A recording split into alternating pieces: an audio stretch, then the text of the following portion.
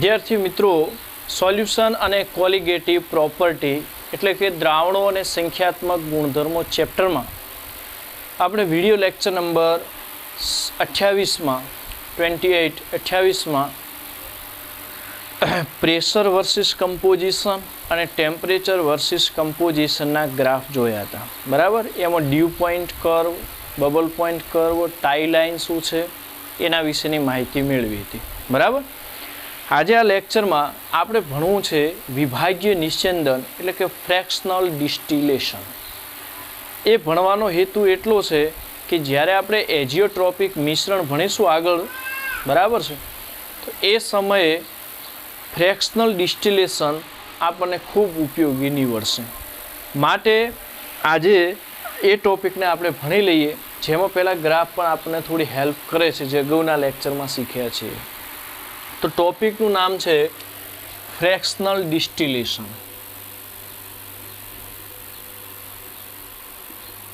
Fractional distillation એટલે કે વિભાગીય નિસ્યંદન.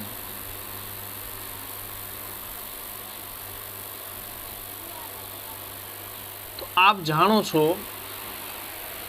કે વિભાગીય નિસ્યંદન પેટ્રોલિયમ ઉદ્યોગોમાં થતું હોય છે, જેમાં પેટ્રોલ, ડીઝલ, બરાબર છે, ઓઇલ વગેરે પદાર્થોને અલગ સેપરેટ કરવા માટે ત્યાં વિભાગીય નિસ્યંદન કરવામાં આવતું હોય છે. એ કયા કોન્સેપ્ટના આધારિત છે એની સમજ આપણે અહીંયાથી મેળવીશું. તો પહેલાં તો ફ્રેક્શનલ ડિસ્ટિલેશનની આપણે ડેફિનેશન સમજવાનો પ્રયત્ન કરીએ. એની ડેફિનેશન થશે, એની ડેફિનેશન છે કે ઉત્કલન બિંદુના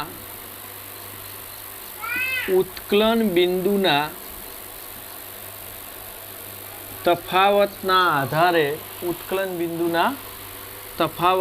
આધારે પ્રવાહીને તેના દ્રાવણમાંથી અલગ કરવાની ભૌતિક પદ્ધતિ. બરાબર. કોઈ સોલ્યુશન બનાવેલું હોય, એમાં બે પ્રવાહી હોય, ધારો કે બે કરતાં વધુ હોઈ શકે, હું બે કહું છું, ધારો કે બે પ્રવાહી છે અને એમના બોઇલિંગ પોઈન્ટમાં ડિફરન્ટ છે. એ ડિફરન્ટના કારણે આપણે એ પ્રવાહીઓને સેપરેટ કરી શકીએ એવી જે ફિઝિકલ મેથડ છે એને આપણે કહીએ છીએ ફ્રેક્શનલ ડિસ્ટિલેશન. ઓકે, સમજવાનો પોર્શન છે. એનું આપણે એક ઉદાહરણ લઈએ કે માની લો આપણી પાસે જે દ્રાવણ છે એ દ્રાવણમાં બે ઘટકો છે આપણી પાસે. એક છે ઇથાઇલ આલ્કોહોલ અને બીજું છે વોટર. તો ઇથાઇલ આલ્કોહોલનું અહીંયા આપણે બોઇલિંગ પોઈન્ટ જરા નોટ કરીએ. તો ઇથાઇલ આલ્કોહોલનું બોઇલિંગ પોઈન્ટ છે 353 કેલ્વિન અને વોટરનું છે 373 કેલ્વિન, જે આપ જાણો છો. તો અહીંયા જે સોલ્યુશન છે, બરાબર, એની અંદર તો બે ઘટકો આવી ગયા, ઇથાઇલ આલ્કોહોલ અને વોટર. વળી બંનેના જે બોઇલિંગ પોઈન્ટ છે એ પણ અહીંયા કેવા બતાવ્યા છે? ડિફરન્ટ છે. તો આપ એક કામ કરીશું આપણે આમાં કે પહેલાં એક પાત્રની અંદર અથવા રાઉન્ડ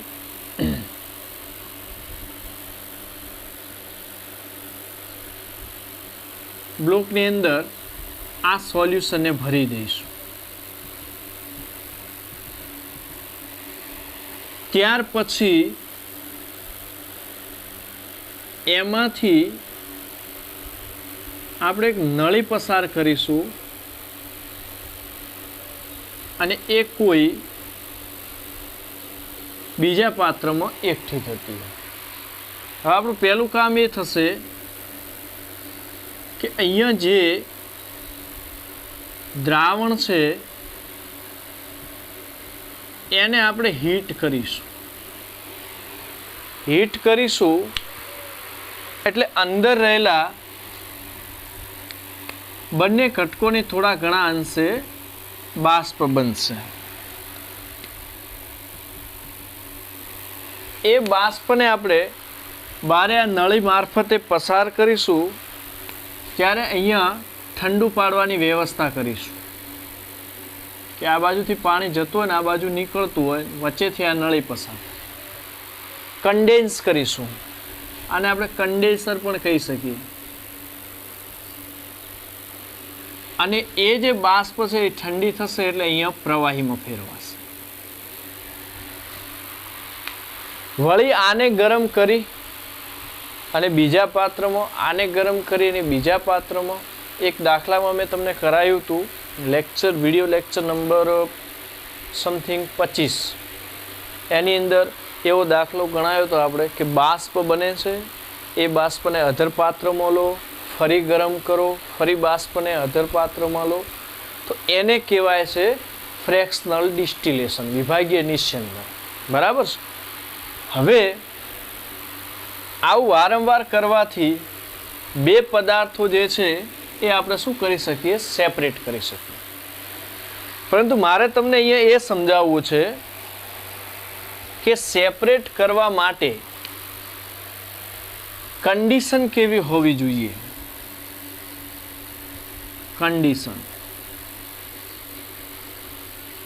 કન્ડિશન એવી હોવી જોઈએ કે ઇથેનોલના જે મોલ અંશ છે એ પ્રવાહી અવસ્થા અને બાષ્પ અવસ્થામાં ઇથેનોલ C2H5OH પ્રવાહી અવસ્થા અને બાષ્પ અવસ્થામાં ડિફરન્ટ હોવા જોઈએ. અને બીજો ઘટક છે વોટર, તો વોટરના પણ પ્રવાહી અવસ્થામાં અને બાષ્પ અવસ્થામાં મોલ અંશ ડિફરન્ટ હોવા જોઈએ. બરાબર. આ અવસ્થા જે છે એ પ્રવાહી અવસ્થા છે અને આ અવસ્થા છે બાષ્પ અવસ્થા છે. બરાબર. એક સિમ્પલ આકૃતિ દોરો તો તમને વધારે સમજાશે કે માની લો આ કોઈ બંધ પાત્ર છે. બરાબર. તો અહીંયા જે છે એ પ્રવાહી અવસ્થા છે અને અહીંયા જે છે એ બાષ્પ અવસ્થા છે. પ્રવાહી અવસ્થાની અંદર મોલ અંશ હશે C2H5OH અને વોટરના. એ રીતે બાષ્પમાં પણ ઇથાઇલ આલ્કોહોલ અને વોટરના હશે. આને આપણે X વડે દર્શાયા છે, આને આપણે X ડેશ વડે દર્શાયા છે. પણ મારો કહેવાનું તાત્પર્ય એ છે કે આ કન્ડિશનને ફોલો થવું પડશે. જો આ કન્ડિશનનું પાલન નહીં થાય તો ફ્રેક્શનલ ડિસ્ટિલેશન થઈ શકતું નથી. બરાબર. બીજી કન્ડિશન હું તમને અહીંયા લખીને બતાવું, પછી સમજાવું કે આવું કેમ થાય.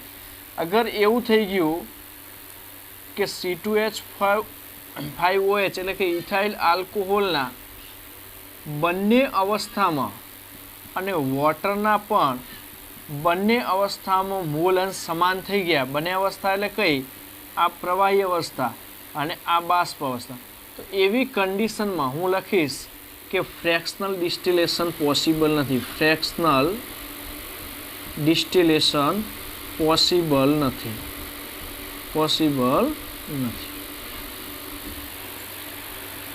અને અહીંયા પોસિબલ છે. બરાબર. હવે તમારી પાસે જે દેખો ફ્રેક્શનલ ડિસ્ટિલેશન કોઈ પ્યોર થિયરી આપણે પરફેક્ટ ભણી અને એક્ઝામમાં લખવાની નથી, જે આપણા ચેપ્ટરની અંદર આવતું નથી. બટ આનો કોન્સેપ્ટ આવે છે કયો? એજીઓટોપિક મિશ્રણમાં, જે આગળ ભણવાનું છે. તો એના માટે હું તમને પહેલાં તો ફ્રેક્શનલ ડિસ્ટિલેશનની સામાન્ય માહિતી જ આપી રહ્યો છું આ લેક્ચરમાં. એક તો ડેફિનેશન આપી કે બોઇલિંગ પોઈન્ટનો ડિફરન્ટ હશે તો જ તમે સેપરેટ કરી શકશો. એ તો સીધી વાત છે કે જેનું બોઇલિંગ પોઈન્ટ ઓછું હશે, બરાબર, એની વેપર વધારે બનશે. બરાબર. એટલે વળી આપણે બીજા પાત્રમાં લઈશું, વળી ત્રીજા પાત્રમાં લઈશું. મેં દાખલામાં ગણાવેલું છે. તો એક વખતે 98% પદાર્થ આવી ગયો તો કયો જે વધુ બાષ્પશીલ હતો એ, અને હજુ એક વખત એને ગરમ કરીને ફરીથી અલગ લઈને ઠંડુ પાડવામાં આવે તો 100% એક પદાર્થ તમને અલગ મળી જતો હોય છે, બરાબર. પણ એવું શાના કારણે બને છે કે એના બોઇલિંગ પોઈન્ટમાં શું છે, ડિફરન્ટ, જેનું બોઇલિંગ પોઈન્ટ ઓછું એની વેપર વધારે બને.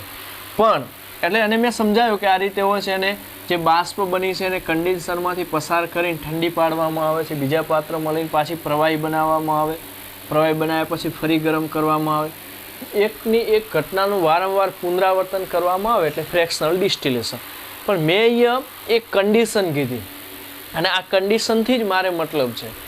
આમાં એવું હોવું જોઈએ કે જે ઘટકો પહેલાં દ્રાવણની અંદર રહેલા છે એના પ્રવાહી અને બાષ્પ અવસ્થામાં મોલ અંશ ડિફરન્ટ હોવા જોઈએ, તો જ ફ્રેક્શનલ ડિસ્ટિલેશન પોસિબલ છે.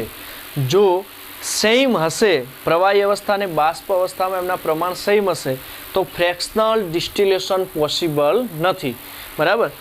એનું હું તમને રીઝન કહી દઉં, અહીંયા સમજાવી દઉં રીઝન, સમજજો.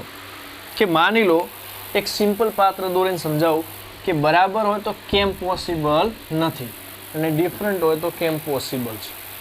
માની લો કે તમારી પાસે આ કોઈ એક પાત્ર છે,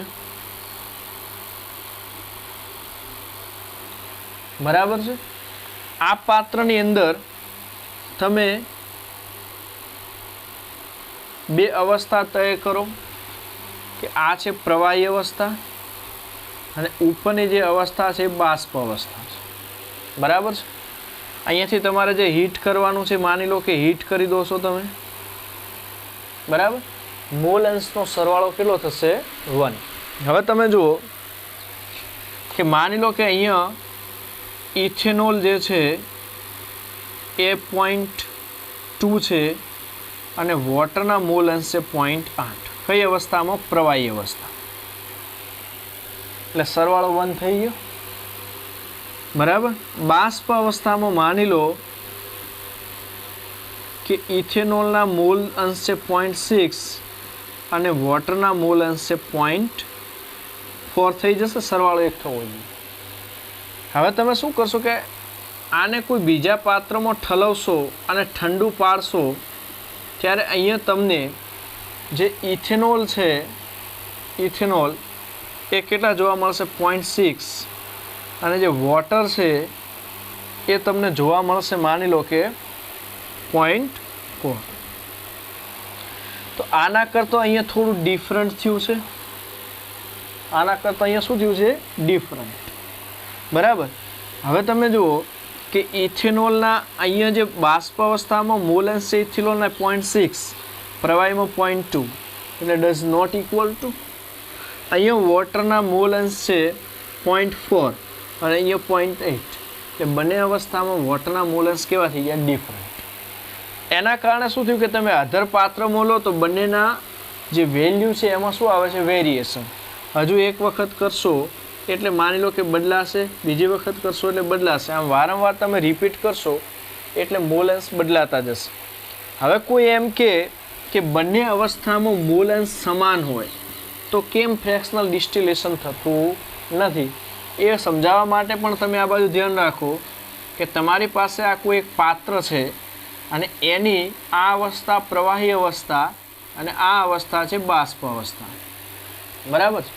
અહીંયા ધારો કે ઇથેનોલ છે એને આપણે XC2H5OH કહીએ, એ છે 0.2 અને વોટર છે ધારો કે 0.8. અને બાષ્પ અવસ્થાની અંદર તમે વાત કરીએ આપણે તો જે ઇથેનોલ છે એના મોલ અંશ 0.2 અને વોટરના જે મોલ અંશ છે એ 0.8 છે. એટલે અહીંયા એ કન્ડિશન આવી કે જે પ્રવાહી અવસ્થામાં ઘટકનું પ્રમાણ છે એટલું જ ઘટકનું પ્રમાણ બાષ્પ અવસ્થામાં છે. તમે જ્યારે આને અલગ પાત્રમાં એકઠી કરશો તો તમને અહીંયા શું જોવા મળશે, ફરીથી જે ઇથેનોલ છે, ઇથેનોલ એના મોલ અંશ તમને જોવા મળશે 0.2 અને જે વોટર છે એના મોલ અંશ જોવા મળશે 0.8. તો આને સેપરેશન કહેવાય નહીં, કારણ કે અહીંયા જે મિશ્રણ હતું એનું એ મિશ્રણ અધર પાત્રમાં આવ્યું. તો તમારે સેપરેશન કરવું હોય, અલગીકરણ કરવું હોય તો શું હોવું જોઈએ કે જે પ્રવાહી અવસ્થામાં પ્રમાણ છે એના કરતાં બાષ્પ અવસ્થાનું પ્રમાણ કેવું હોવું જોઈએ? ડિફરન્ટ. તો જ ફ્રેક્શનલ ડિસ્ટિલેશન પોસિબલ છે, જે મેં તમને સમજાયું કે જે પ્રવાહીમાં છે એના કરતાં બાષ્પમાં ઘટકોના પ્રમાણ ડિફરન્ટ હોય તો ડિફરન્ટ પ્રમાણને આપણે લઈશું અલગ, ફરી એમાંથી બાષ્પ બનાવીશું, વળી ડિફરન્ટ પડશે, એમ કરતાં અલગીકરણ થશે. જો પ્રવાહીના અને બાષ્પના જે પ્રમાણ છે એમાં ડિફરન્ટ જ નહીં આવે તો પછી એ ક્યારેય છૂટું પડશે નહીં, એટલે કે સેપરેશન થશે નહીં. અને આ સેપરેશનની મેથડ છે. તો જ્યાં પ્રવાહી અવસ્થામાં અને બાષ્પ અવસ્થામાં પ્રમાણ સમાન હશે ત્યાં ફ્રેક્શનલ ડિસ્ટિલેશન પોસિબલ નથી. તો ફ્રેક્શનલ ડિસ્ટિલેશનમાં એક કે બોઇલિંગ પોઈન્ટનો ડિફરન્ટ હોવો જોઈએ અને પ્રવાહી અવસ્થામાં અને બાષ્પ અવસ્થામાં ઘટકોના પ્રમાણ ડિફરન્ટ હોવા જોઈએ. એ જ ઘટકના ઇથેનોલનું જે પ્રવાહીમાં પ્રમાણ છે એના કરતાં બાષ્પમાં ડિફરન્ટ હોવું જોઈએ. ફ્રેક્શનલ ડિસ્ટિલેશનમાં હવે આપણે ટેમ્પરેચર વર્સિસ કમ્પોઝિશનનો એક ગ્રાફ જોઈએ અને એના પરથી એના સિદ્ધાંતને થોડું ઊંડાણપૂર્વક સમજવાનો પ્રયત્ન કરીએ. તો ધારો કે આપણી પાસે કોઈ પાત્ર છે અને એ પાત્રની અંદર એક દ્રાવણ રાખેલું છે, બરાબર છે. એની અંદર માની લો કે 1 મોલ પદાર્થ એ રાખ્યો છે અને 1 મોલ બી, એવું કોઈ એક આપણે દ્રાવણ રાખેલું છે. એમાં જે પદાર્થ એ છે એ વધુ બાષ્પશીલ અને પદાર્થ બી એ ઓછો બાષ્પશીલ. તો જે વધુ બાષ્પશીલ હશે એનું બોઇલિંગ પોઈન્ટ કેવું હશે? ઓછું. એનો મતલબ કે બોઇલિંગ પોઈન્ટ એ less than boiling point of B. બીનું બોઇલિંગ પોઈન્ટ કેવું હશે? વધારે. એ તો તમે સમજી શકો છો. હવે કેવું થશે કે આપણે ટેમ્પરેચર વર્સિસ કમ્પોઝિશનનો ગ્રાફ જોઈએ, બરાબર. તો અગાઉના જે વિડીયો લેક્ચરમાં શીખ્યા એ પ્રમાણે અહીંયા ગ્રાફ બનાવવાનો પ્રયત્ન કરીએ. ટેમ્પરેચર વર્સિસ કમ્પોઝિશન, બરાબર છે. અહીંયા ટેમ્પરેચર છે, અહીંયા આપણને કોમ્પોઝિશન આપેલા છે. માની લો કે અહીંયા એક્સ એ બરાબર 1 છે અને એક્સ બી બરાબર 0. એનો મતલબ કે અહીંયા પ્યોર એ પદાર્થ છે.